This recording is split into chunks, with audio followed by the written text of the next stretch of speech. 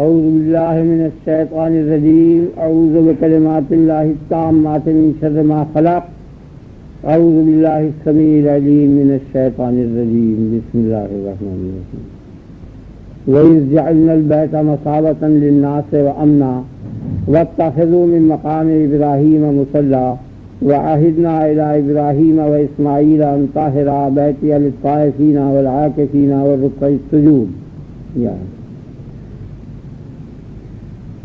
اور جب ہم نے کر دیا گھر کو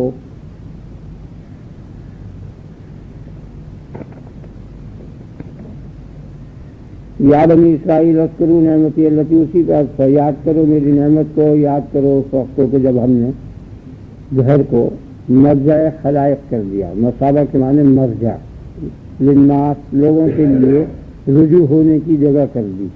بامحاورہ ترجمہ یہ ہے کہ لوگوں اس گھر کو ہم نے مرجع خلائق بنا دیا.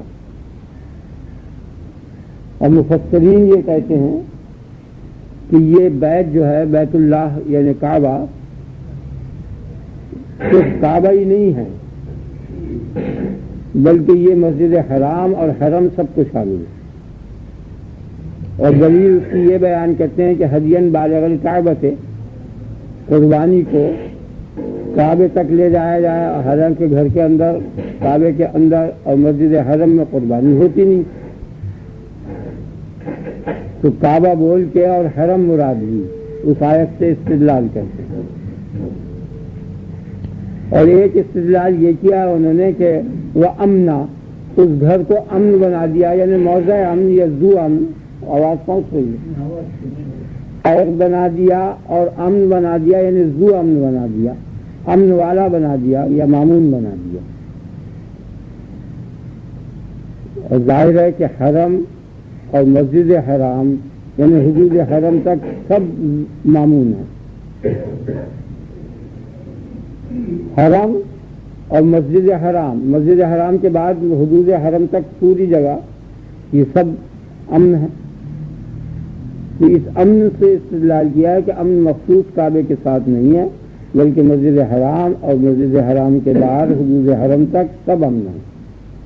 اور جیسے آگے آتا ہے کہ حاضر البلد آمنا، یہ شہر جو ہے وہ بھی ذی امن ہے، وہ بھی مامون ہے یا اس کے رہنے والے مامون ہیں. بہرحال امن جو ہے وہ سب کچھ شامل ہے. اس سے انہوں نے استدلال کیا کہ یہ بیت سے مراد سب ہے، کعبہ بھی، مسجد حرام بھی اور سب. لیکن یہ اب آپ نے خیال کر لیا نا کہ یہ استدلال صحیح نہیں ہے، اس لیے کہ اس استدلال کی تقریر یہ ہے کہ بیت جو ہے وہ امن ہے اور مسجد حرام اور حرم امن ہے.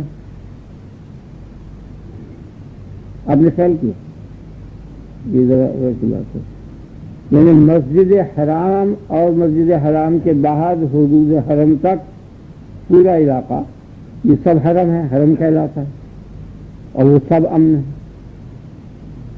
تمام قرآن کی مختلف آیتوں سے ثابت ہے، سب بچہ جانتا ہے کہ وہ سب امن. اور کعبہ جو ہے وہ بھی امن ہے، تو کعبہ امن ہے اور ما سوائے کعبہ بھی امن ہے، یعنی مسجد حرام اور حرم بھی امن ہے. تو امن دونوں کے لیے ثابت ہے. تو جب دونوں کے لیے ثابت ہو گیا تو وہ دونوں چیزیں آپس میں ایک دوسرے پر صادق آئیں گی. تو گویا کعبہ حرم ہے، یہ مطلب ہے کعبے سے مراد حرم ہے. یعنی اس جعلنا البیت کے معنی، یعنی اس جعلنا البیت کے ہم تو یہ معنی کریں گے اس جعلنا الکعبہ کا، انہوں نے معنی اس کی کیے اس جعلنا الحرم، کیونکہ امن صفت دونوں کی ہے. امن مخصوص نہیں ہے امن کعبے کے ساتھ، امن عام ہے. اور یہاں امن صفت بتائی ہے بیت کی، تو معلوم ہوا کہ بیت سے مراد، گھر سے مراد تمام گویا پورے حدود حرم، اس میں سب مزدلفہ بھی اور عرفات سب شامل ہیں. لیکن اس استدلال میں ایک باریک خامی ہے. آگے آ جائیے اگر آواز نہیں آتی. کیونکہ اس استدلال کی تقریر یہ ہے کہ بیت جو ہے وہ امن ہے اور حرم امن ہے. تو ان دونوں باتوں سے نتیجہ یہ نکالنا کہ بیت حرم ہے، یہ صحیح نہیں ہے، اس لیے کہ یہ استدلال جو ہے شکل ثالث پر مبنی ہے. میں نے اسے کھینچ کے شکل پر بنا دیا، بالکل ٹھیک قاعدے میں آئیے. اور شکل ثالث میں یہ شرط ہے کہ ایک کلیہ ہو.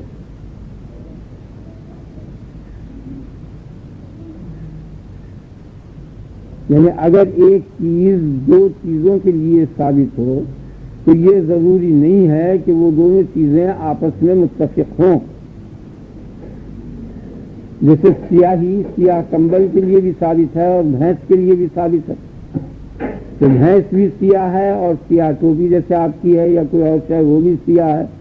تو سیاہ ہونے کا ثبوت دونوں کے واسطے یہ نہیں چاہتا کہ وہ دونوں آپس میں ایک ہوں. امن سے استدلال کیا ہے بعض اماموں نے کہ امن یہاں اللہ پاک نے فرمایا کہ ہم نے اس گھر کو امن بنا دیا. اور نیز دوسری آیتوں میں حرم اولم یولنا جعلنا حرما آمنا، حرم کو بھی ذی امن بنایا. ہم حرم کے لیے بھی امن ثابت ہے اور کعبے کے لیے بھی امن ثابت ہے.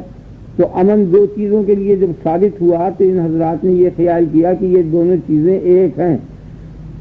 تو گویا یہاں لفظ بیت بول کر مراد اس سے تمام حرم ہے، یہ مطلب ہے ان کا. اور یہ استدلال کی تقریر ہے.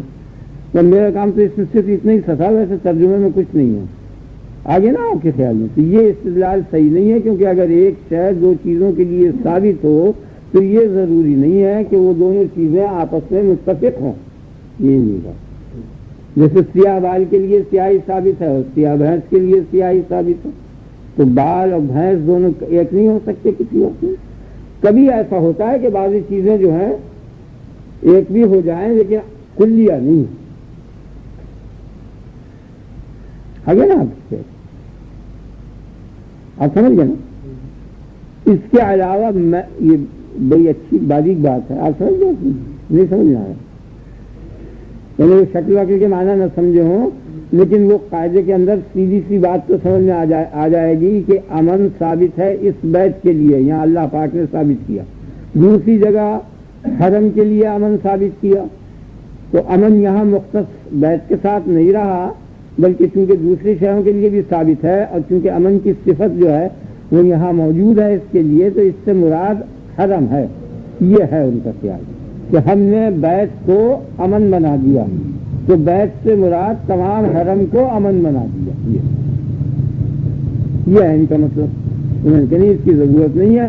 اگر اس کو حرم کو یا مسجد حرام کو امن بنانا ہے تو وہ دوسرے دلیلوں سے بنائے گا، دوسری آیتوں سے وہ ثابت ہے.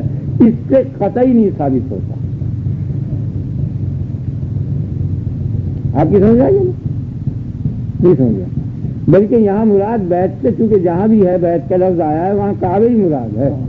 یعنی کعبے سے تو حرم کے معنی مراد لیے جا سکتے ہیں لیکن بیت سے یہ کوئی ایسی چیز نہیں ہے کہ اپنی اس سے باقی جگہ مراد لے لی جائے.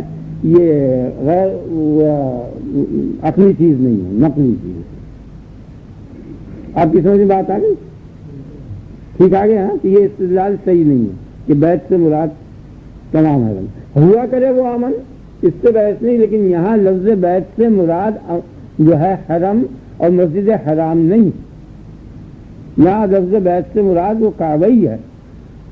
اب اگر کہو کہ امن وہاں بھی ہے تو ٹھیک ہے، وہاں بھی اللہ نے اسے بھی امن کر دیا.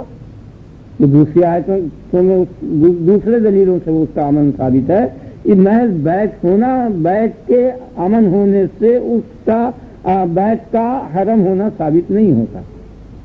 یہ علمی بحث تھی جو میں نے بیان کیا آپ کو. نہیں سمجھ میں آئی تو پھر دوبارہ بیان کریں. اس کے علاوہ ایک اور یہاں چیز موجود ہے غور کرنے کی، جس پر نظر نہیں گئی ان لوگوں کی، کہ یہاں جس طرح بیت کو امن بنایا ہے ویسے ہی اس کو مثابہ بنایا ہے. یعنی وہ مرجع خلائق ہے. کعبہ جو ہے وہ مرجع خلائق ہے حقیقتاً. اگر کعبہ نہ ہوتا تو حرم اور حدود حرم تک کا علاقہ مرجع خلائق کبھی نہ بنتا. نہیں سمجھ میں آئی بات؟ یعنی مطلب یہ ہے کہ مرجع خلائق جو ہے یہ نہیں ہے کہ آدمی حدود حرم کے اندر گز دو گز اندر داخل ہو جائے اور پھر واپس آئے، پھر جائے پھر واپس آئے، وہاں نہیں جانے کا، جب تک وہ کعبے پر نہیں جانے کا، پھر وہاں ہو کے نہیں آنے کا، اس وقت تک وہ نہیں ہونے۔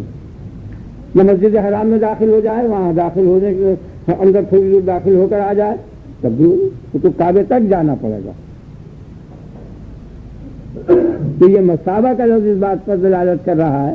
مسابہ جو ہے یہ سوق سے مشتق ہے، سوق کے معنی رجوع کے ہیں، یعنی مرجع۔ یا بعض مفسرین نے یہ کہا ہے کہ یہ چونکہ ثواب سے مشتق ہے، ثواب کی جگہ، یا اس کے یہ معنی ہو سکتے ہیں مرجع کے کہ ایک آدمی جاتا ہے تو پھر واپس آنے کے بعد اس کا دل چاہتا ہے کہ پھر ادھر ہی رجوع ہوں۔ یہ کئی وجہ سے اس کو مسابہ کہا ہے۔ یہ مسابہ مقامہ کے وزن پر ہے، مساب اور مسابہ مقام اور مقامہ کے وزن پر ہے، اور دونوں کے معنی ایک ہیں، دونوں کے معنی مسجد کے ہیں۔ یعنی ہم نے اس کو ایسا بنا دیا کہ دل اس کی طرف کھینچے چلا جاتا ہے، اور برابر ہے کہ آدمی جاتا ہے اور پھر جانے کے بعد جب واپس آ جاتا ہے تو پھر اس کے دل میں یہ تمنا ہوتی ہے کہ کاش دوبارہ پھر میں آتا ہوں۔ تو یہ وہ کعبہ ہی ہو سکتا ہے۔ اگر کعبہ نہ ہوتا اور خالی وہ کعبے کے باہر کی جگہ ہو، اب بھی حدود حرم کے اندر جا کے اور پھر لوٹ آئے تو نہ تو اس کا حج ہی ہوگا، نہ کچھ بھی نہیں ہونے کا، اگر وہاں تک نہیں ہے۔ تو یہاں بیت سے اب صرف بیت یہ تھی کہ بیت سے مراد کعبہ نہیں ہے، یہ مفسرین نے فرمایا ہے، بلکہ کعبہ میں حدود حرم تک پوری جگہ ہے، یہ مطلب۔ میں نے کہا نہیں، اس کی ضرورت نہیں ہے، وہ آگے اللہ پاک نے دوسری آیتوں میں اسے بیان کیا، ان آیتوں سے اس کا امن ہونا ثابت ہو رہا ہے۔ محض لفظ بیت کے امن ہونے سے اس کا امن بیت کا حرم ہونا ثابت نہیں ہوتا، یہ سمجھانا آپ نے خیر ٹھیک ہو گیا نا۔ وَإِذْ جَعَلْنَا الْبَيْتَ مَثَابَةً لِلنَّاسِ وَأَمْنًا وَاتَّخِذُوا مِن مَّقَامِ إِبْرَاهِيمَ مُصَلًّى، یعنی جب ہم نے یہ کہا کہ یاد کرو میری نعمت کو اور جو میں نے تم پر کی تھی، اور مقام ابراہیم کو مصلی بنا لو، اوپر جو ذکر ہے، یا تو یہ اس پر عکس ہے، اور یا اس کے معنی یہ ہے کہ جب میں نے مرجع خلائق بنا دیا کعبے کو تو اے امت محمد صلی اللہ علیہ وسلم تم مقام ابراہیم کو مصلی بنا لو، یا یہ معنی، اور یہ معنی ہے کہ اے بنی اسرائیل یا اے آل ابراہیم تمہارے ساتھ یہ تمام نعمتیں کی اور یہ کیا اور یہ کیا اور یہ کیا، اب تم مقام ابراہیم کو مصلی بنا لو۔ یہ خطاب ان کی طرف بھی ہو سکتا ہے، ہماری امت کی طرف بھی ہو سکتا ہے۔ اب مقام ابراہیم کیا چیز ہے؟ وہ پتھر ہے جس پر کھڑے ہو کر آپ نے تعمیر کعبے کی تھی۔ صحیح بات تو یہی ہے، اور بعض مفسرین نے یہ فرمایا ہے کہ مقام ابراہیم پورا حرم ہے، اس میں مقام حج وغیرہ مزدلفہ منہ یہ سب شامل ہے مقام ابراہیم، اور بعض نے توسیع کی ہے سب دور تک، اور بعد میں یہ کہا کہ نہیں وہ پتھر ہے، اور زیادہ صحیح یہی ہے کہ وہ پتھر ہے، کیونکہ حضور صلی اللہ علیہ وسلم جب وہاں سے گزرے تو آپ نے فرمایا کہ یہ مقام ابراہیم ہے، اور یہ آیت پڑھی واتخذوا من مقام ابراہیم مصلی، تو آپ کے اس آیت کے پڑھنے سے یہ پتہ چلا کہ در حقیقت مقام ابراہیم یہی جگہ مقام کے معنی سمجھ میں اور مصلی، اور مصلی کے معنی مفسرین نے فرمایا دعا کی جگہ۔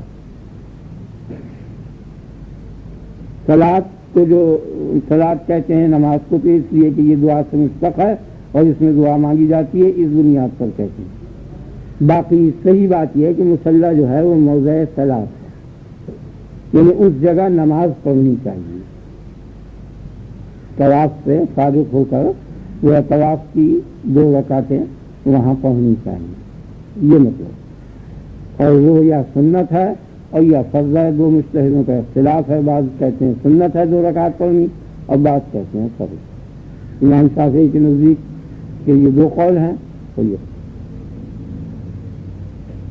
آیت کے معنی سمجھ آ گیا نا، واتخذوا من مقام ابراہیم مصلی وعہدنا الی ابراہیم واسماعیل ان طہرا بیتی للطائفین والعاکفین والرکع السجود۔ وعہدنا الی ابراہیم، عہد کی بات جب الی آتا ہے تو اس کے معنی ہوتے ہیں تقیت سے کہنا۔ یہ اردو میں ایک لفظ بولتے ہیں فلانی بات جا کے تم اس سے تقیت سے کہہ دینا، تاکید سے کہہ دینا۔ ہم نے تاکید سے اور تقیت سے ابراہیم اور اسماعیل سے یہ کہا تھا کہ تم دونوں مل کر میرے گھر کو ان لوگوں کے لیے، کن لوگوں کے لیے؟ طواف کرنے والوں کے لیے اور چمٹنے والوں کے لیے جو میری چوکھٹ سے سر لگائے چمٹے کھڑے رہتے ہیں اسے عاکف کہتے ہیں، مجاور کو۔ آپ نے دیکھا ہوگا کہ وہ چوکھٹ کو سر لگا کر اور اس کو چمٹ جاتے ہیں لوگ، اور ایسے بہت کم لوگ ہوتے ہیں، ورنہ وہاں موقع ہی نہیں ملتا ہے اس کا، بہت کثیر تعداد ہوتی ہے۔ باقی وہ کھڑے رہتے ہیں، جب وہ ہٹتا ہے جب جا کے اسے چمٹتے ہیں اور چمٹ کے آنکھوں سے لگاتے ہیں چوکھٹ کو، روتے ہیں، جو کچھ عبادت کرتے ہیں کرتے ہیں۔ تو عاکف کے معنی کیا ہے؟ چمٹنے والے۔ وہ رکع السجود، اور رکوع کرنے والے، سجدہ کرنے والے، یہ کون ہوئے؟ یہ نماز پڑھنے والے۔ یہ ایک تو طواف لازمی ہو گیا، اور دوسری چیز وہاں ملتزم جو ہے وہ چوکھٹ، اس کو چمٹنا اور آنکھوں سے لگانا اور اس میں گڑگڑانا، اور تیسری صورت یہ کہ وہاں سے ہٹ کر پھر نماز پڑھو خود وضو ہو کر۔ ان تینوں کے واسطے ہم نے یہ تقیت سے ابراہیم اور اسماعیل سے کہہ دیا تھا کہ ان دونوں کو پاک کر دو۔ تو اس کا مطلب یا تو یہ ہے پاک کرنے کا کہ وہاں گندگی اور نجاست جو کچھ ہے جسمانی اس کو دور کر دو، یا روحانی نجاست ہے جیسے بت ہیں اور کفر شرک اور عصیان وغیرہ اور گندی باتیں اور برے فعل، یہ وہاں مت ہونے دو۔ یا تو یہ مطلب ہے اس کا، اور یا یہ مطلب ہے کہ نہیں اس کی ضرورت نہیں، بلکہ یہ فی نفس ہی یہ دونوں کے دونوں پاک ہیں، یعنی کوئی نجاست نہیں ہے کہ جس نجاست سے ان کو پاک کرو، بلکہ یہ فی نفس ہی پاک ہیں، ان دونوں کو پاک کرو۔ جیسے قرآن شریف میں آیا وازواج مطہرۃ، وہ بیویاں ہوں گی پاک، تو یہ معنی نہیں ہے کہ وہ حیض و نفاس اور گندی چیزیں جو ہیں ان سے وہ نجاست سے پاک ہوں گی، بلکہ ان کی خلقت ہی طہارت پر ہوئی ہے۔ اسی طرح کعبے کی خلقت ہی طہارت پر ہوئی ہے، یہ پاک ہی پاک ہے، یعنی وہاں آنے کے بعد اگر کنکر وکر کچھ گر بھی پڑے کچھ بھی ہو، ہر صورت میں وہ پاک ہے، یہ معنی۔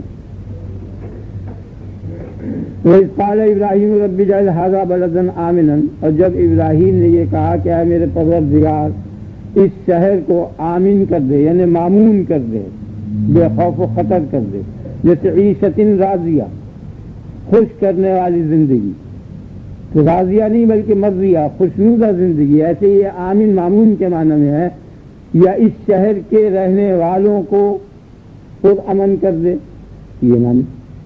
یہ دعا مانگی انہوں نے کہ یہاں امن قائم ہو جائے، بدامنی نہ ہو، پہلے امن قائم ہو۔ وارزق اہلہ من الثمرات، اور اس شہر کے باشندوں کو پھلوں سے روزی دے۔ وارزق اہلہ یعنی اہل البلد من الثمرات، ثمرات پھلوں سے روزی دے۔ کس کو؟ وہ اہل جو ہے اسی سے یہ بدل ہے، من آمن منہم باللہ والیوم الآخر، یعنی جو لوگ ایمان لائے ہیں ان میں سے اللہ پر اور روز جزا پر، وہ ہیں اصل میں اہل بلد، وہ ہیں اس کے اہل، ان کو روزی دے۔ یہاں تخصیص کر دی حضرت ابراہیم خلیل اللہ نے مومنین کے ساتھ، جیسے کہ وہاں امامت کے مسئلے میں من ذریتی کہہ رہا تھا اور عام لفظ کہا تھا، یہاں عام نہیں کہا بلکہ خاص کہا کہ جو لوگ اللہ پر اور روز جزا پر ایمان لے آئے ہیں ان پر، ان کے واسطے روزی کو کھول دے۔ تو اللہ پاک نے کہا وَمَنْ كَفَرَ فَأُمَتِّعُهُ قَلِيلًا، قَالَ وَمَنْ كَفَرَ فَأُمَتِّعُهُ قَلِيلًا، اللہ پاک نے یہ کہا کہ جس نے کفر کیا تو میں اس کو تھوڑا سا رزق برتنے کے لیے دوں گا، تھوڑی سی، کیونکہ یہ جو زندگی ہے یہ ازل سے ابد تک کے مقابل میں بہت تھوڑی ہے، تو اس زندگی میں روزی دے دینی گویا تھوڑی سی روزی دینی۔ تو جو لوگ کفر کر رہے ہیں، جو لوگ اللہ اور روز جزا پر ایمان نہیں لائے، ان کو بھی تھوڑا سا رزق دوں گا۔ یا تھوڑا سا مطلب یہ نہیں ہے کہ مقدار میں تھوڑا، بلکہ وہ پوری کی پوری زندگی میں جو ان کی ہے رزق وہ تھوڑا ہی ہے ابد کے مقابل میں اور جنت کے مقابل میں۔ پھر کیا ہوگا؟ ثم اضطرہ الی عذاب النار، اضطرار کے معنی کھینچنا، پھر میں ان کو آگ کے عذاب کی طرف کھینچ دوں گا، یعنی ان کو گھسیٹ کر آگ کے عذاب میں ڈال دوں گا۔ وہ بئس المصیر، اور وہ آگ کا عذاب برا ٹھکانہ ہے جس کا ترجمہ ہے۔ وَإِذْ يَرْفَعُ إِبْرَاهِيمُ الْقَوَاعِدَ مِنَ الْبَيْتِ وَإِسْمَاعِيلُ، اور جب ابراہیم اور اسماعیل نے گھر کی بنیادوں کو اٹھانا شروع کیا، یعنی بیت اللہ کی، کعبے کی، اس وقت کو یاد کرو تو انہوں نے کیا کہا؟ ربنا تقبل منا انک انت السمیع العلیم، اے ہمارے پروردگار تو اسے تقبل کر، ہم سے اسے قبول کر، تقبل اور قبول، قبول کر اور تقبل کر۔ قبول کرنا تو یہ ہے، آپ خیال سمجھائیں نا، یعنی یہ دیا تو بہت شان کے لائق اگر تحفہ دیا حاکم کو یا بڑے کو اور اس نے اسے دے دیا تو اس کا لینا قبول کرنا ہے۔ آپ سمجھ گئے نا، یہ بڑے بڑے آدمی ہیں اور وہ صدر کو یا کسی اونچے درجے کے آدمی کو بلائیں اور ان کے سامنے کوئی عطیہ دیں تو وہ ان کی شان کے قابل ہوتا ہے، وہ اسے قبول کر دیتے ہیں۔ اور کبھی ایسا اتفاق ہوتا ہے کہ کوئی بڑا آدمی غریب کے یہاں چلا جاتا ہے تو وہ صرف پان کا ٹکڑا یا کوئی ہلکی سی چیز پیش کرتا ہے جو اس کی شان کے لائق نہیں ہوتا، حقیر تحفہ ہوتا ہے، تو اس کو تقبل کہتے ہیں۔ یہ باب تفاعل جو ہے تکلف کے لیے آتا ہے، یہ عجیب بات ہے، آپ سمجھ گئے نا۔ یعنی یہ جو ہمارا عمل ہے اس کی تعمیر کا، تو وہ اپنے دل میں یہ سمجھ رہے تھے کہ یہ گویا بہت قلیل تحفہ ہے، یہ خدا کی شایان شان نہیں ہے ایسا تحفہ، خیال میں آ گیا نا۔ تو اس لیے یہ کہا کہ تو اسے تقبل کر، قبول نہ کر بلکہ تقبل کر، یعنی تکلف سے قبول کر۔ ہماری اس گڑ گڑاہٹ اور عاجزی کے پیش نظر تو ہمارے اس عمل کو قبول کر، یہ معنی ہے، یہ تقبل کرنا۔ آپ سمجھ گئے نا، بات سمجھ آ گئی نا۔ اور معتزلہ نے اور ایک جماعت نے یہ کہا کہ اس کے معنی یہ ہیں کہ گویا اس کے پلٹے میں ہمیں ثواب دے، یہ صحیح نہیں ہے۔ یعنی یہ محنت کی ہے، کعبے کی بنیادیں اٹھائی ہیں اور اٹھا کے مکان بنایا اور پتھر رکھے، 2 آدمی کل بنانے والے اتنے عظیم شان گھر کو کتنی مشقت ہو، کتنے معمار چاہیے اور کتنے مزدور چاہیے جب جا کے یہ تعمیر ہوتی ہے، انہوں نے بنایا۔ اس کے پلٹے میں وہ اس دعا کر کے ثواب حاصل کرنا چاہتے تھے، یہ ٹھیک نہیں، اس لیے کہ بڑے کے سامنے اگر کوئی تحفہ دیا جاتا ہے تو وہ لے لے اگر تو اس کا لے لینے ہی سے اتنی خوشی ہوتی ہے کہ کچھ حد نہیں، چاہے بعد میں کچھ بھی وہ نہ دے، یعنی اس وقت یہ نیت نہیں ہوتی کہ اس وقت یہ پلٹے میں ہمیں کچھ دے، نہیں آیا آپ کے خیال، بلکہ اس کا قبول کر لینا ہی باعث مسرت ہوتا ہے۔ تو یہاں اسی لیے یہ کہا کہ تو کسی طرح سے بھی ہو، تکلف سے کسی طرح سے ہماری اس محنت کو تو قبول کر۔ میرے خیال میں آیت کے معنی بہت صاف ہوگا، ربنا تقبل منا انک انت السمیع العلیم، کیونکہ تو بے شک سننے والا ہے اور جاننے والا ہے۔ ربنا واجعلنا مسلمین لک ومن ذریتنا امۃ مسلمۃ لک، اے ہماری دوسری دعا مانگی انہوں نے، اے ہمارے پروردگار اور کر دے حمد کو مسلمین لک، اپنا مسلمان بنا لے کہ ہم تیرے اوپر اسلام لائیں، مومن بنا لے، ماننے والا بنا۔ اسلام کے معنی ایمان کے بھی ہیں اور اسلام کے معنی انقیاد اور اطاعت کے بھی ہیں۔ تب تو یہ معنی ہوگا کہ ہم دونوں کو مومن بنا دے، یا یہ معنی ہوگا کہ ہم دونوں کو مطیع اور فرمانبردار اپنا بنا دے۔ اور من ذریتنا امۃ مسلمۃ لک، اور ہماری اولاد میں سے بھی ایک گروہ کو تو اپنا مطیع اور فرمانبردار بنا لے یا مومن بنا لے، دونوں کے ایک۔ آپ سمجھ گئے؟ یہاں ایک بات یہ ہے غور کرنے کی کہ یہ دونوں مسلمان تھے، ان کو مسلمان بنا لے، اس کے کیا معنی؟ تو دونوں مسلمان تھے، اب یہ دعا کر رہے ہیں کہ ہم کو مسلمان بنا، اس کے کیا معنی؟ آپ سمجھ گئے نا؟ تو اہل سنت والجماعت نے یہاں یہ کہا ہے کہ اجعلنا، کر دے ہم کو مسلم، یعنی اسلام ہم پیدا کر دے ہم نے۔ انہوں نے اپنے مذہب کی تائید کی کہ ہر فعل کا خالق خدا ہے، اور جتنے بھی بندے کے اعمال ہیں ان میں سب سے بڑا اہم فعل اسلام اور ایمان ہے، اور اسلام اور ایمان کی نسبت ان دونوں جلیل القدر پیغمبروں نے خدا کی طرف کی۔ تو گویا در حقیقت خالق اسلام اور خالق ایمان یا خالق اطاعت دونوں معنی آتے ہیں اسلام کے۔ استسلام یعنی انقیاد اور اطاعت، اور اسلام یعنی تصدیق اور ایمان۔ تو بہرحال ہم نے تصدیق اور ایمان پیدا کر دے یا اطاعت اور انقیاد پیدا کر دے، دونوں فعل جو ہیں وہ ان دونوں کا خدا خالق ہے۔ یہ انہوں نے اس آیت سے استدلال کیا ہے اہل سنت۔ آگے نا آپ کے خیال جگہ جگہ جیسی آیت آتی ہے، ہر شخص ہر گروہ اپنے اپنے مطلب کے مطابق اس کی تعویل کر لیتا ہے، لیکن وہاں انہوں نے یہ نہیں خیال کیا کہ اذ یرفع ابراہیم القواعد، ابراہیم اور اسماعیل نے کعبے کی بنیادوں کو اٹھایا۔ یہ رفع جو ہے بنانے کا جو فعل ہے یہ خدا نے کہا کیا ہے، تو ابراہیم اور اسماعیل نے کیا، ایک ہی آیت ہے، دونوں پہلو ہیں اس کے، ایک ٹکڑے سے خدا کا خالق ہونا ثابت ہو رہا ہے، ایک ٹکڑے سے بندے کا فاعل ہونا ثابت ہو رہا ہے، اسی آیت کے اندر دونوں ہر جگہ یہ ایک ہی چیز چلی جا رہی ہے۔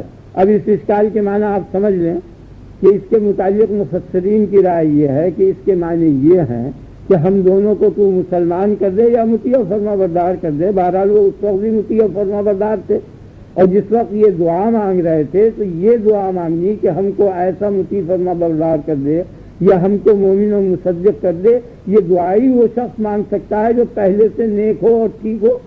بدکار اور فاسق اور فاجر اور کافر جو ہے اس کے دل میں یہ جذبہ ہی نہیں پیدا ہو سکتا کافر کے دل میں کہ ایمان پیدا کر آگے نا۔ تو انہوں نے اس کی تعویل یہ کی ہے، کیونکہ یہ ظاہر پہ کہتے ہیں نہیں ہے، یہ آیت ظاہری معنی پر نہیں ہے، کیونکہ وہ دونوں پہلے سے مسلمان تھے۔ اب ان کو مسلمان کیا کر دے، کیا بنائے گا؟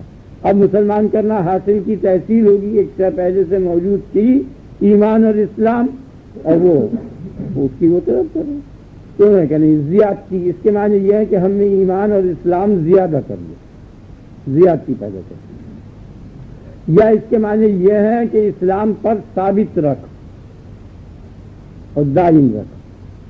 ہم دونوں کو مسلمان کر دے، یعنی ہم دونوں کو اسلام پر ثابت رکھ، یعنی زادو ایمانہ جیسے جگہ جگہ آیا قرآن شریف میں، یا اسلام اور ایمان میں ہمارے زیادتی کر دے۔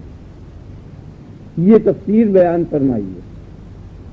باقی میرے خیال میں یہ صحیح نہیں ہے، کیونکہ انبیاء علیہ السلام جو ہیں ان کے ایمان میں کمی بیشی نہیں، وہ شروع سے جیسا مومن ہوتا ہے ایسے ہی وہ آخر ٹائم پر ہوتا ہے۔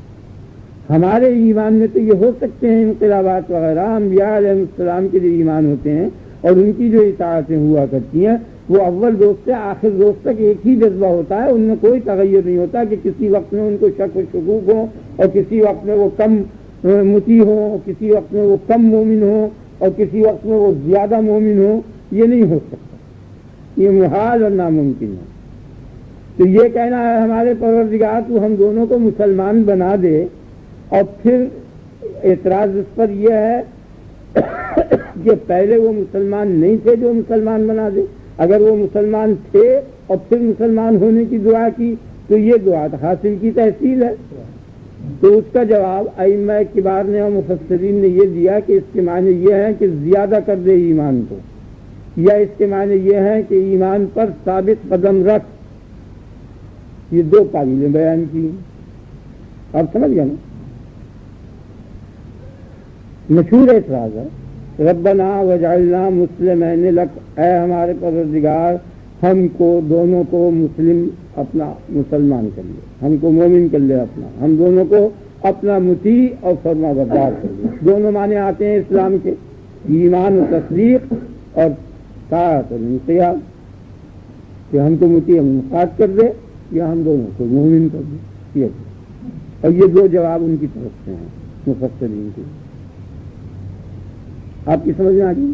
میں کہتا ہوں کہ نہیں، یہ بات نہیں ہے، یہ غلط ہے۔ وہ پہلے سے مسلمان تھے دونوں، اور یہ اس پر سبھی متفق ہیں۔ اور کون ایسا شخص ہے جو انبیاء پر ایمان لایا اور ان کو کسی وقت میں غیر مسلم سمجھے؟ اور پھر تحصیل حاصل نہیں لازم آتی، اور یہ بات کہنی کہ ہم کو ثابت قدم رکھ، اور یہ بات کہنی کہ ہمارے اسلام اور ایمان میں زیادتی پیدا کر دے، یہ دونوں باتیں نبوت کے منافی ہیں اور غیر نبوت کے موافق ہیں۔ یعنی اس صلحہ میں تو یہ ہو سکتا ہے کہ ان کے ایمان میں زیادتی ہو اور ان کے ایمان کو ثابت قدم ان کو رکھے اور آخر ٹائم تک رکھے، کیونکہ امکان ہے کہ آخر ٹائم سے قبل ان کا ایمان ڈگمگا جائے، وہ کافر ہو جائیں، معاذ اللہ مرتد ہو جائیں۔ غیر نبی میں تو یہ ہو سکتا ہے، اور نبی کسی وقت میں بھی کافر نہیں ہو سکتا، تو اس لیے وہاں پختگی کا سوال ہی نہیں پیدا ہوتا۔ پھر اس اعتراض کا جواب کیا ہے؟ میں کہتا ہوں نئی بات ہے، بالکل عجیب نہیں، بلکہ ہم اپنے خیال میں اپنے آپ کو مومن سمجھ رہے ہیں۔ ہم چاہتے یہ ہیں کہ تو ہمیں مومن سمجھ لے اپنے علم میں۔ ہم تو یہی سمجھ رہے ہیں کہ ہم تیرے اوپر ایمان لائے اور اس میں نہایت پختہ ہے مرتزم تک، لیکن ہمیں اس کی کچھ پرواہ نہیں۔ ہم تو یہ چاہتے ہیں تیری نظر کیا ہے، سچ بتا، کیا لگے نا؟ تیرے علم میں ہم مومن ہونے چاہیے، ختم۔ ہمیں اپنے علم میں ایمان جو ہے وہ یہ دعا ہے، ٹھیک ہو گیا؟ ربنا وجعلنا مسلمین لک ومن ذریتنا امۃ مسلمۃ لک، اور ہماری اولاد میں سے بھی ایک جماعت کو مسلم و مومن و مطیع اور فرمانبردار بنا دے۔ یہاں بھی ایک اعتراض پیدا ہوتا ہے کہ یہ بعض اولاد جو ہے نبی صلی اللہ علیہ وسلم تک تقریباً سب کافر تھی۔ حضرت ابراہیم خلیل اللہ کی اور حضرت اسماعیل کی اولاد تو وہ امت مسلمہ وہی ہے، امت جو ہے ذریت جو ہے وہ اولاد اسماعیل ہیں، تو دعا تو دونوں مانگ رہے ہیں نا، حضرت ابراہیم اور حضرت اسماعیل، اور حضرت اسماعیل کی جو اولاد ہیں وہ یہ عرب ہیں، اور عرب کا امت جو ہے ذریت جو ہے وہ اولاد اسماعیل ہیں، تو دعا تو دونوں مانگ رہے ہیں نا، حضرت ابراہیم اور حضرت اسماعیل، اور حضرت اسماعیل کی جو اولاد ہیں وہ یہ عرب ہیں، اور عرب کا بہت بڑا حصہ جو ہے نبی صلی اللہ علیہ وسلم تک تقریباً یہ سب کافر تھا۔ تو اس بعض اولاد کا مسلم ہونا اس کو تو خدا تعالیٰ نے بھی پچھلے اس سے قول سے پتہ چلتا ہے، اور ان کی دعا جو ہے یہ بھی قطعی مقبول ہو گئی، اگر مردود ہوتی تو پھر دعا کرنے کی اجازت ہی کب دی جاتی۔ یہ تو نہیں کہا جا سکتا کہ اسماعیل علیہ السلام اور ابراہیم علیہ السلام نے دعا کی ہو کہ میری باقی اولاد کو مومن کر دے، اور یہ کوئی ایسی چیز نہیں تھی جو رد کرنے کے قابل ہوتی۔ ظاہر یہ ہے کہ یہ دعا قبول ہوئی، اور جب یہ دعا قبول ہو گئی تو پھر چاہیے یہ تھا کہ اس میں بعض ذریت جو ہے وہ مومن ہوتی۔ تو نبی صلی اللہ علیہ وسلم تک جہاں تک علماء کا خیال ہے وہ سب غیر مومن تھی۔ تو ایک جماعت چھوٹی سی مفسرین کی یہ کہتی ہے کہ نہیں، ایک سلسلہ حضرت عبد المطلب اور ان کے باپ کا اور اس کا، یہ لوگ جو تھے یہ مومن تھے، یہ اللہ پر ایمان لے آئے تھے، اور روز جزا پر بھی ان کا ایمان تھا، اور انہوں نے بت پرستی بھی نہیں کی یہ کی۔ لیکن اس کے یہ قول مخالف ہے، لتنذر قوما ما انذر آباؤہم، یہ قرآن اس لیے نازل کیا ہم نے کہ تو ڈرا اس جماعت کو، ان لوگوں کو کہ جن کے باپ دادا کو ڈرایا نہیں گیا۔ تو اس سے یہ پتہ چلا کہ وہ سب کے سب جو تھے غیر مسلم تھے۔ یہ اس کے اندر دقت ہے۔ تو اب اس دقت کا سوائے اس کے اور کچھ حل نہیں ہے کہ یا تو یہ اقرار کیا جائے کہ ایک سلسلہ جو تھا نبی صلی اللہ علیہ وسلم کے باپ دادا کا وہ کم سے کم مومن تھا، اور یا پھر یہ ہے کہ اس سے مراد وہ امت مسلمہ جو ہے وہ امت محمد صلی اللہ علیہ وسلم، اور دلیل اس کی اگلی آیت ہے، آگے آیت آ رہی ہے، اس سے یہ پتہ چلتا ہے کہ وہ جو آپ کی ذریت تھی حضرت ابراہیم اور حضرت اسماعیل خلیل اللہ کی، یہ درمیانی عرب نہیں تھے، بلکہ وہ عرب اور وہ اولاد تھی کہ جس کو محمد صلی اللہ علیہ وسلم نے تبلیغ کیا، وہ مسلمان ہو گئے، یہ وہ ذریت۔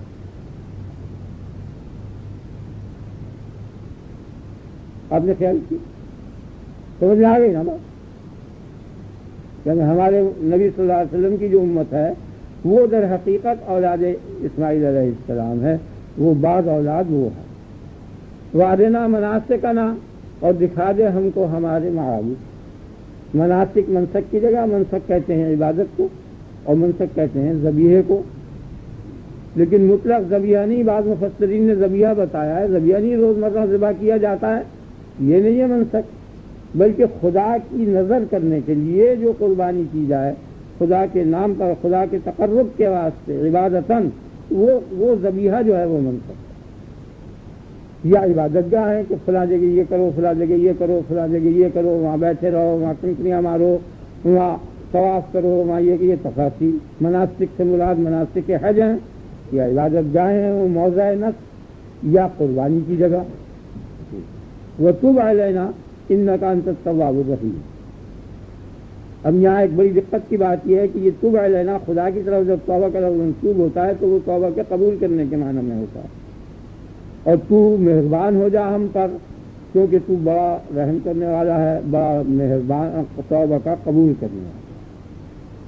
توب علینا کی یہ معنی، اے اللہ پاک تو ہمارے اوپر مہربان ہو۔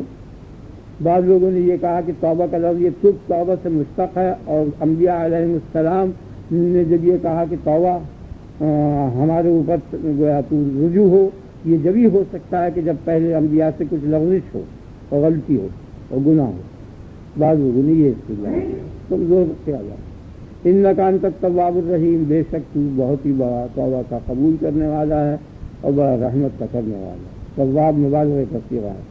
توبہ کے قبول کرنے کے معنی یہ ہے کہ یہاں اگر آپ عاجزی کریں، ایک دفعہ وہ آپ کی غلطی کو معاف کر دے گا، پھر دوبارہ کہیں تو دوبارہ کسی وقت ممکن ہے معاف کر دے، لیکن اگر مقرر 5-7 دفعہ کہیں تو غصے ہو کے جھڑک دے گا اور نکال دے گا۔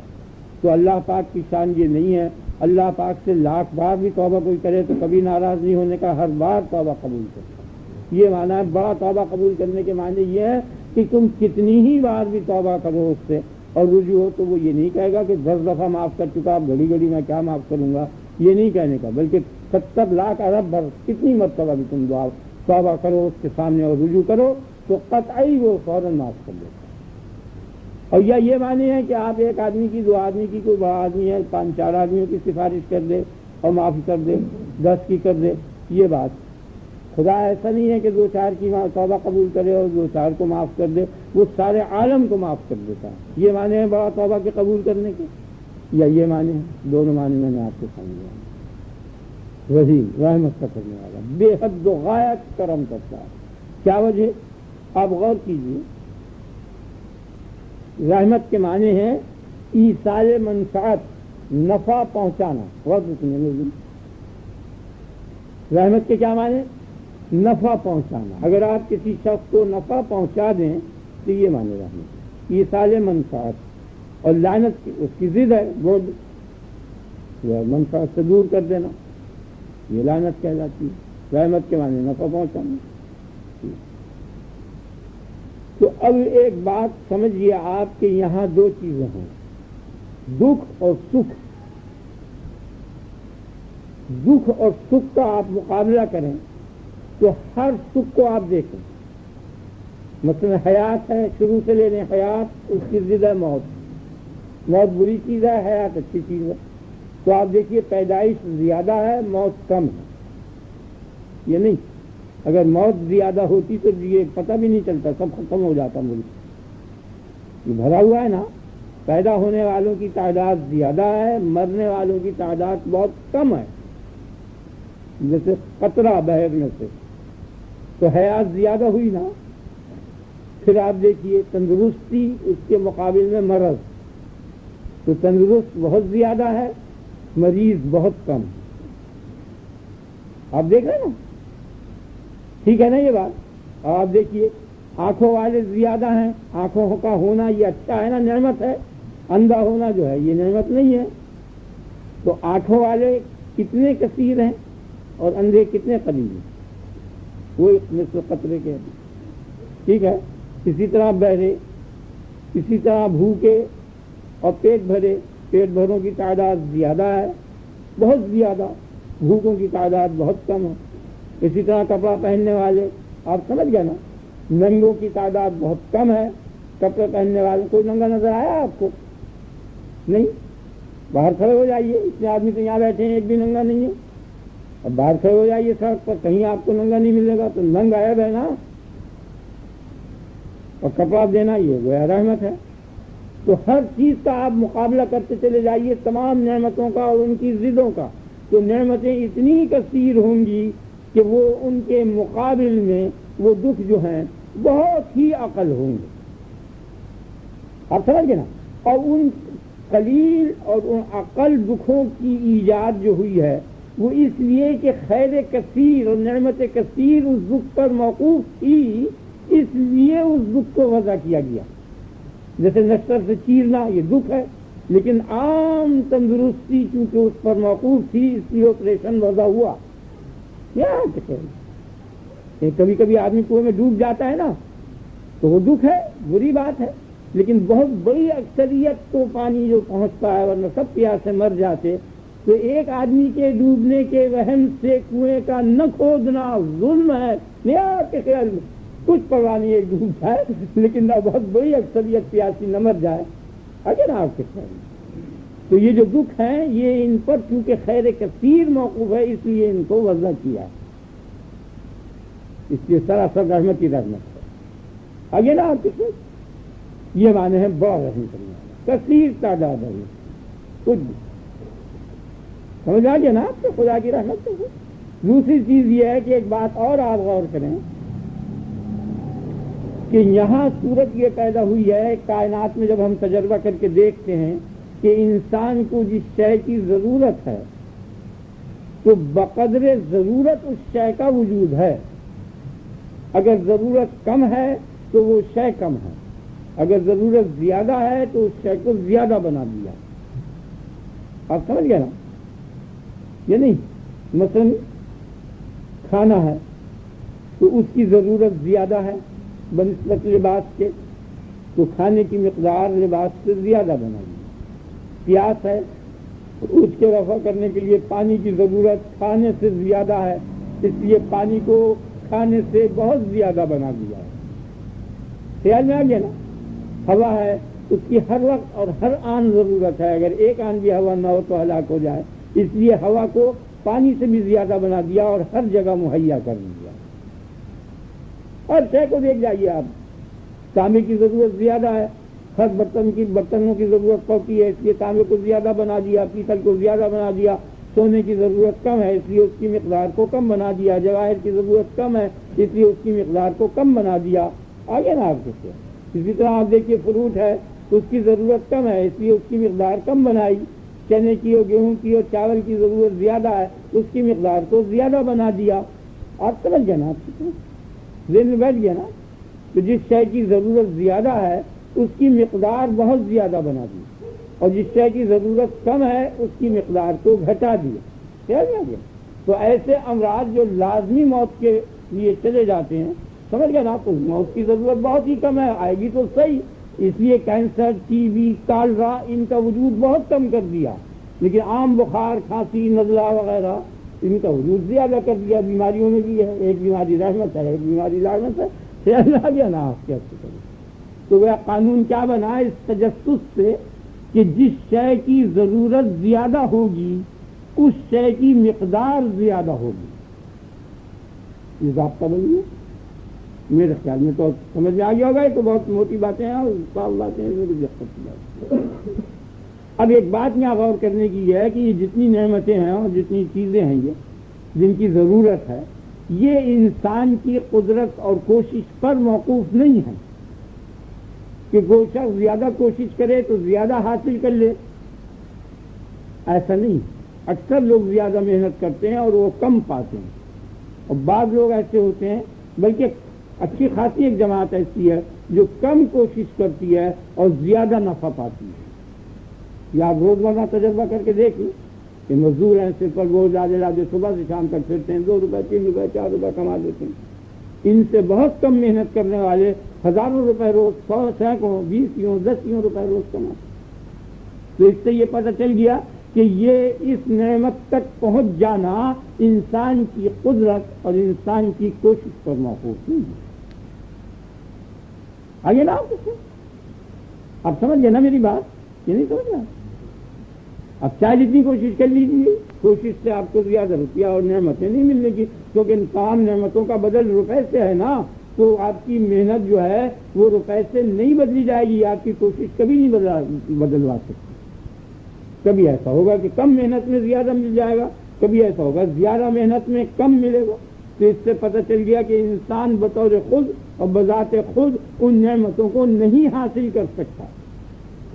تو اب سب سے زیادہ ضرورت ان چیزوں سے بھی زیادہ ضرورت اس بات کی ہوئی کہ کسی طریقے سے اس نعمت تک پہنچیں.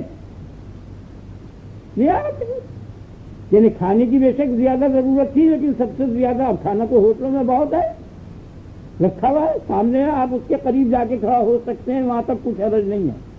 نہیں سمجھے؟ منگوا کے پلیٹ میز پر رکھ دیں بس. تو آخر میں دقت ہوگی نا بل آنے پر، یہ پیسے مانگنے پر، لیکن وہاں اس کے قریب پہنچ سکتے ہیں، لیکن آپ کھا نہیں سکتے. اصل چیز وہ ہے زیادہ ضروری اب کھانا نہیں رہا، بلکہ اس کا وہ بدلہ، اس تک صحیح معنی میں پہنچ جانا، یعنی اسے کھا لیں. خیال میں آ گیا نا؟ تو نعمت تک پہنچ جانا یہ سب سے زیادہ ضروری ہوا. اور نعمت تک پہنچنے کے معنی ہے رحمت کے. تو رحمت کا جو ہے وہ سب سے زیادہ انسان کے لیے ضروری چیز ہو گئی بنسبت ان تمام اشیاء کے. اور ہم نے پہلے یہ ثابت کیا دلیل سے کہ جس شے کی ضرورت زیادہ ہوگی اس کی مقدار بہت زیادہ ہوگی. تو سب سے زیادہ ضرورت رحمت کی ہے، تو رحمت کی مقدار سارے عالم سے زیادہ ہوگی. بس یہی معنی ہے اس کے دلیل میں.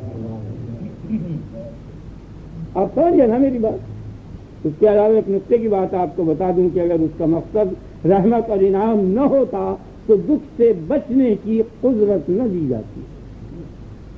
نہیں سمجھو؟ یہ فلسفیانہ بات، حکمت کی بات بتائی. یہ کوشش ہے، یہ پتہ دے رہی ہے اس چیز کا رفع کرتا ہے نا. اگر نقصان پہنچانا مقصود ہوتا تو نقصان سے بچنے کی کوشش و قدرت نہیں دی جاتی. اور کوشش و قدرت دی گئی تو اس سے پتہ چلا کہ اس کا مقصد جو ہے نقصان پہنچانا نہیں ہے، کیونکہ وہ مقصد بغیر کوشش کے حاصل ہو سکتا ہے. آپ میری بات سمجھے یا نہیں؟ بہت باریک بات تھی یہ پچھلا ٹوکا. آپ نے خیال کیا نا، یہ جو جد ہے اور کوشش ہے یہ دلالت کر رہی ہے اس بات پر کہ خالق کا مقصد جو ہے ضرر پہنچانا نہیں. ضرر بہت آسانی سے پہنچ جاتا ہے، یعنی کوشش اور قدرتی نہ دی جاتی، عمر کے رہ جاتا آپ سے. سمجھ آ گیا نا؟ اچھا، توبہ کی کیا معنی؟ توبہ جو ہے اصل صحیح معنی میں توبہ جو ہے برے فعل کو ترک کر دینا فوراً، خیال آ گیا نا، اور پھر آئندہ کے لیے ترک کا عزم کرنا اور پچھلے کیے پر ندامت ہونا، شرمندہ ہونا. یہ توبہ کا مجموعہ ہے خلاصہ. پہلے تو یہ علم ہونا چاہیے کہ یہ برا فعل میں نے کیا، یہ زہر قاتل تھا. جب اس کا تصور کرے گا تو دل کے اندر اس تصور سے ایک آگ پیدا ہوگی اور ایک جلن کہ ہائے کیا کیا، جسے تحسر اور افسوس کہتے ہیں. آپ میری بات سمجھ رہے ہیں نا؟ اسی کے معنی ہے ندامت اور شرم کے. سمجھ آ رہا ہے نا؟ یہ علم پیدا ہے. یہ علم ہوتے ہی یہ تحسر ہوگا. یہ تحسر جو ہے یہ حال ہے، اور اس حال کے یہ 3 نتیجے ہوں گے. پہلے علم ہوگا کہ یہ برا فعل کیا، اس علم کے ہوتے ہی علم جو ہے صحیح ہونا چاہیے، یعنی یقین ہو کہ یہ برا کام، چوری چکاری دھوکہ وغیرہ وغیرہ، یہ جتنے افعال ہیں برے، یہ زہر قاتل ہیں. اس علم میں یقینی کے بعد ایک حسرت پیدا ہوگی، وہ حال ہوگا. اس حال کے بعد آپ سمجھ رہے ہیں نا عمل ہوگا. عمل ماضی میں تو یہ ہوگا، تین عمل ہوں گے، ماضی میں، حال میں اور مستقبل میں. مستقبل کا عمل تو یہ ہوگا کہ وہ عزم کر لے گا کہ آئندہ نہیں کروں گا قصد. حال کا عمل یہ ہوگا کہ فوراً اس برے کام کو چھوڑ دے گا. ماضی کا عمل، ماضی کے متعلق یہ عمل ہوگا کہ بھائی یہ غلطی ہو چکی، اب اس کی کچھ تلافی معافات ہونی چاہیے. تو وہ 3 عمل ہوں گے. آپ نے خیال کیا نا توبہ کے معنی؟ یعنی علم یقینی ہو برے فعل کا، یہ میں نے برا کام کیا.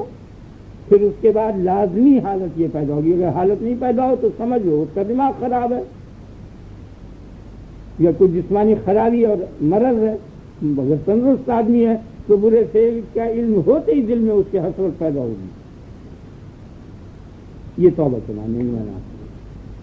ربنا وابعث فیہم رسولا منہم یتلو علیہم آیاتک ویعلمہم الکتاب والحکمۃ ویزکیہم انک انت العزیز الحکیم. اس آیتی کو ختم کر دیتا ہوں.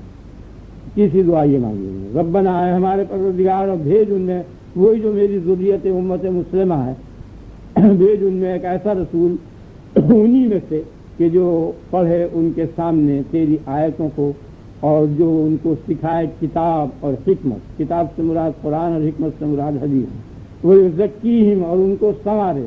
تزکیے سے مراد عمل کا نمونہ، یعنی وہ کر کے دکھا دے. پہلے تو یہ بات بتائی کہ یہ قرآن شریف میں یہ ہے، پھر یہ کہا کہ یہ میرا فرمان ہے، پھر یہ کہا کہ صلو کما رأیتمونی اصلی، نماز اس طرح پڑھو دیکھ لو مجھے اسی طریقے سے پڑھو. یہ تزکیہ نفس جو ہے تمام دنیا میں جو مشہور ہے حکماء کا اور عرفاء کے ہاں اور تمام جوگیوں کے ہاں، وہ سب غلط ہے، کوئی چیز نہیں.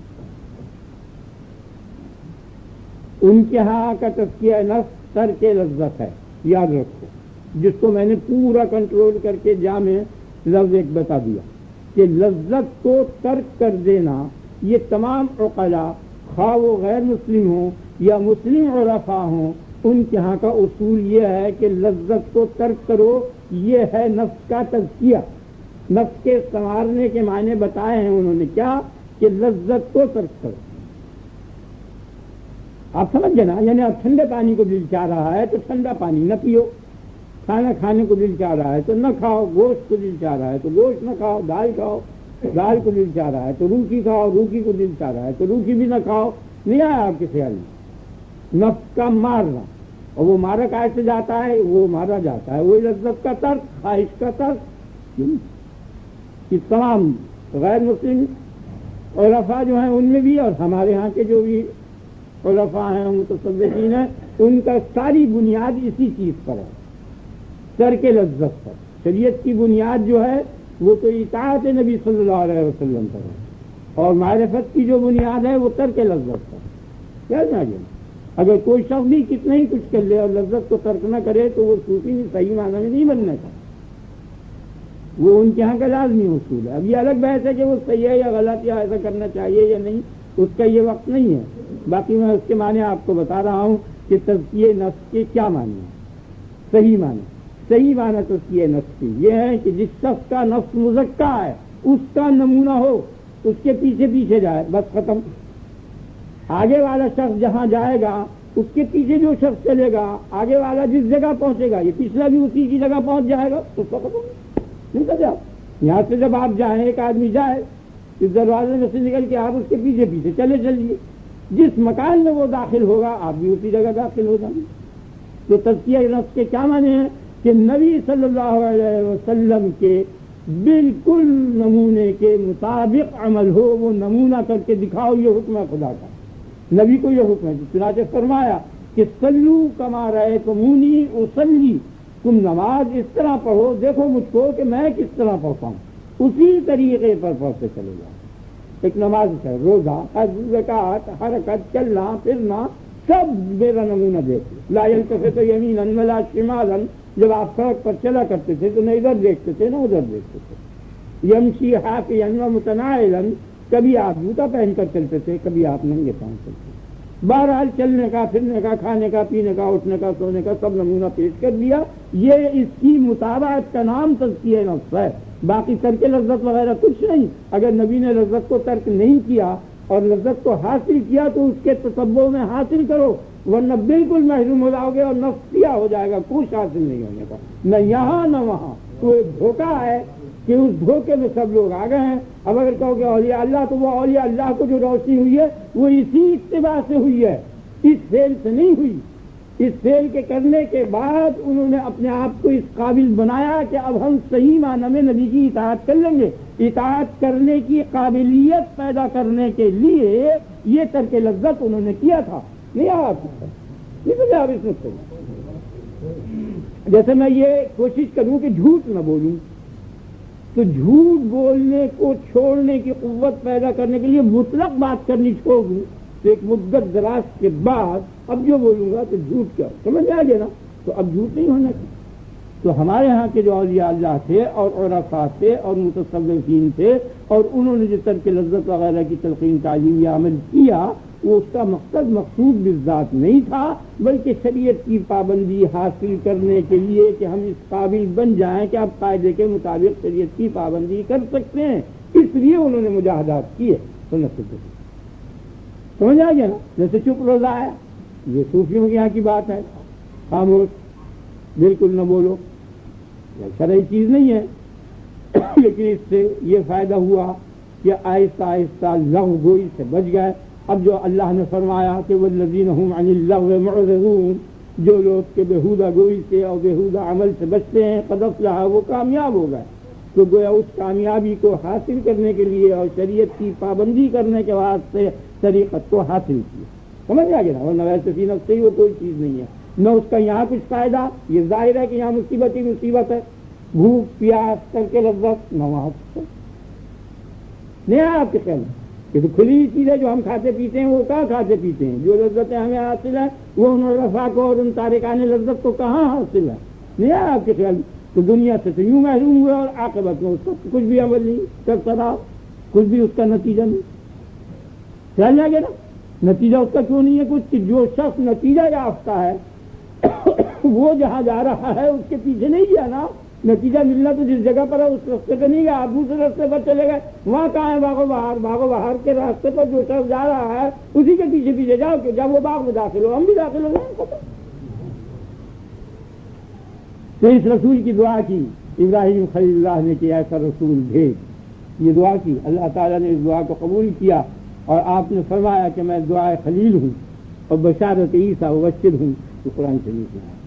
سمجھ آ گیا نا؟ تو اب اس کے واسطے آپ نے کیا کیا؟ کہ ہر درود شریف میں انہوں نے تو ایک ہی دفعہ دعا کی تھی کہ ایسا رسول ہے اللہم صلی علی سیدنا محمد وعلی آل سیدنا مولانا محمد کما صلیت علی ابراہیم، درود میں ان کو شامل کر لیا پلٹے کے لیے، پلٹ کر قیامت تک کے لیے اور تمام امت کے لیے لازمی ہے۔